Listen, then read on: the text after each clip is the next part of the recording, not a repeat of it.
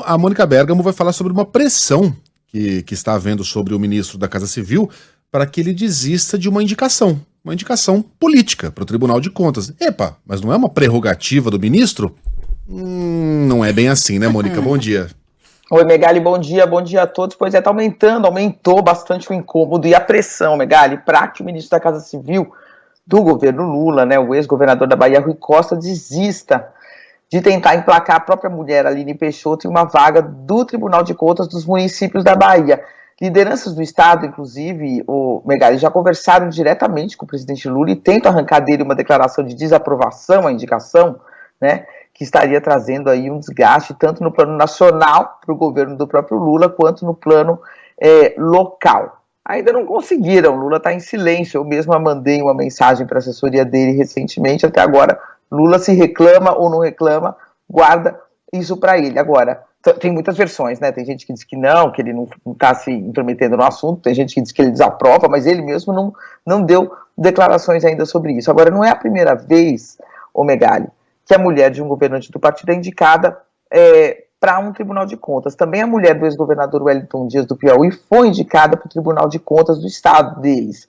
Mas ela tinha uma carreira política, era deputada federal, o que não é o caso aqui, né? A Aline Peixoto é enfermeira, né? A diferença também aqui é que, primeiro, o Rui Costa é um personagem central do governo, né? A cara do governo, ele ocupa um cargo no Palácio do Planalto, Casa Civil, por onde passam todos os assuntos de governo. E, em segundo lugar, o PT na Bahia, o Megali, cresceu justamente combatendo, entre outros problemas, do chamado carlismo, né? A corrente política do Antônio Carlos Magalhães, combatendo o nepotismo, entre outras coisas, né? O nepotismo não era o único problema apontado no carlismo na Bahia, mas era uma de suas características muito combatida pelo PT. O Antônio Carlos Magalhães, para os mais jovens, era avô do ACM Neto, que hoje é o principal adversário do PT na Bahia, né?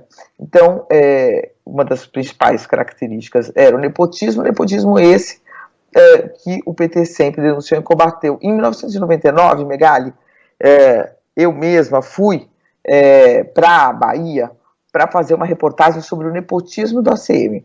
E rapidamente, Megali, em 2 dias, eu levantei 11 cargos ocupados por familiares diretos dele.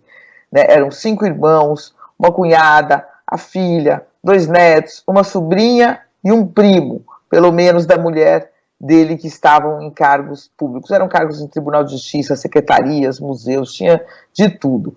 Né? Na época, o ACM estava propondo, veja bem, né, uma CPI para investigar corrupção e nepotismo no judiciário brasileiro. Então, a reportagem foi uma bomba, porque revelou esse tanto de parentes dele em cargos públicos e desmoralizou a tal bandeira dele contra o nepotismo alheio. E o tempo passa, né, Megali, o mundo gira, o carlismo é desbancado do poder pelo PT, né? O PT já comanda o governo há mais de 20 anos, o governo estadual, e eis que surge o nepotismo outra vez, agora vestido de outra cor, né, Megali, vestido aí de vermelho.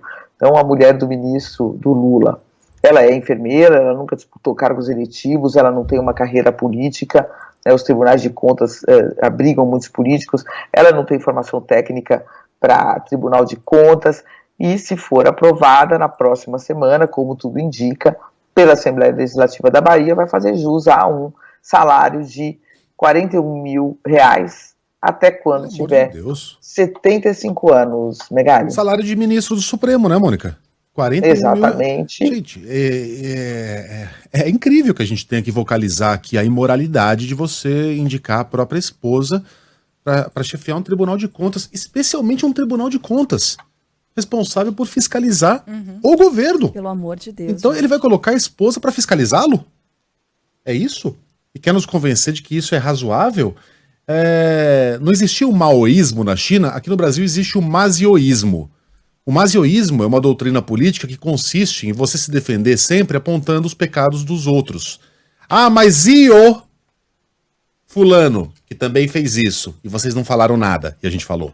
Ah, mas e o governador anterior que fez a mesma coisa, e a gente falou. E aí a gente fica vivendo esse ciclo aí de que nada é errado porque alguém já fez antes. Veja bem, isso aí outros já fizeram, não é só a gente. Não, mas ninguém tá dizendo que é só o PT que faz, mas o PT é o governo da vez. Né? Não faz sentido a gente ficar falando do político que 20 anos atrás fez a mesma coisa. É imoral. É imoral.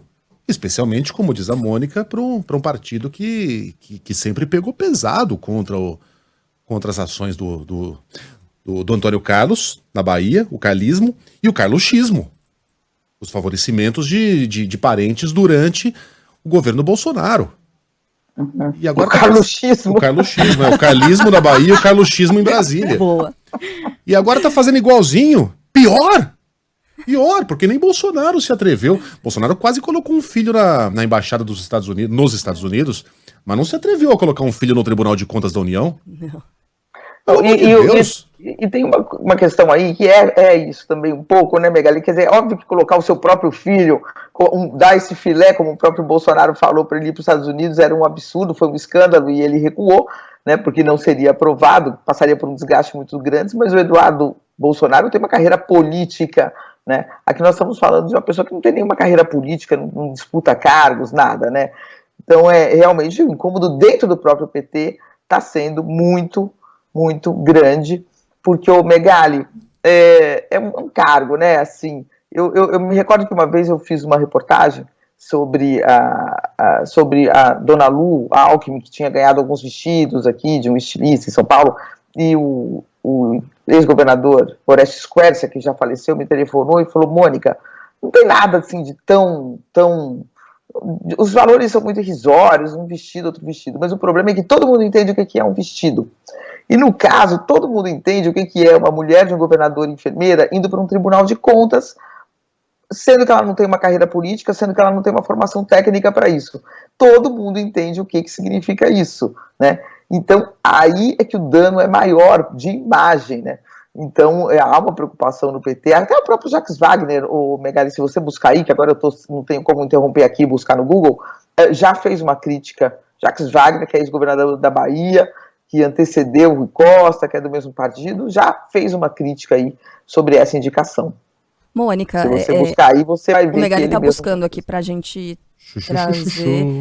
Antes, isso me lembrou uma coisa que é menos grave, mas que foi bem emblemática. Vocês se lembram, em que ano foi? Deixa eu ver, 2010, a mulher do ex-governador Joaquim Roriz, a Wesleyan Roriz, foi colocada no lugar. Vocês lembram disso? Ela Nós apoiamos toda essa corrupção. Exatamente, ela se atrapalhou no debate da Globo. E eu separei um trechinho aqui da participação dela no debate. Só Depois pra gente virou funk.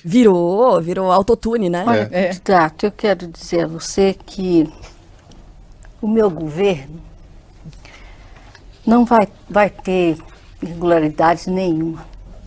Tudo aquilo que a gente for fazer, nós não vamos cometer nenhuma corrupção.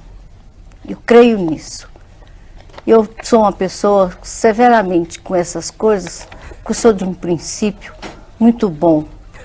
Então eu fui criada com a honestidade na minha casa, na minha família, era a coisa primeira que ela foi julgada aos leões, mas então é tipo assim... Mas ela estava voluntariamente lá, né? Eu quero defender toda aquela corrupção. Eu quero defender toda aquela corrupção. Mas olha, isso, é uma pessoa que não tem experiência nenhuma num tribunal de contas e ainda com interesses pessoais envolvidos. Fala, Mônica. Não sei se tem tempo, rapidamente, eu lembro que uma vez eu fui fazer uma reportagem no Maranhão, porque o Ricardo Murad era da família era cunhado da Rosana Sarney, tinha rompido com a família Sarney, e metia o pau na família Sarney. E aí a gente descobriu o quê? Que ele tinha um domínio político de um município importante lá, que não me vem o nome agora, e ele não podia mais ser eleito prefeito, e ele elegeu o sobrinho. Só que o sobrinho, Megali, estudava engenharia, no Mackenzie, em São Paulo. E não dava para atrapalhar a carreira do menino. Então o menino pedia licença a cada 3 meses, Rominho era o nome dele, agora me lembrei, para estudar engenharia aqui em São Paulo, no Mackenzie, mas ele era prefeito. Meu Deus. Ele era prefeito no Maranhão. E ele nomeou o tio, Ricardo Murat, que era o verdadeiro líder político, né? Ele nomeou o tio para ser secretário, né, para ser justamente Casa Civil, Secretaria Civil, e o tio era o prefeito de fato. E eu entrevistei todo mundo nas ruas, ninguém sabia que o Rominho era prefeito, achavam que era o próprio Ricardo Murat, e entrevistei o Rominho aqui como estudante de engenharia. O Brasil tem dessas coisas, né? O pessoal do grupo Muitas dele na dessas faculdade. coisas. Meu colega de grupo é prefeito na cidade. É prefeito de onde? Do Maranhão.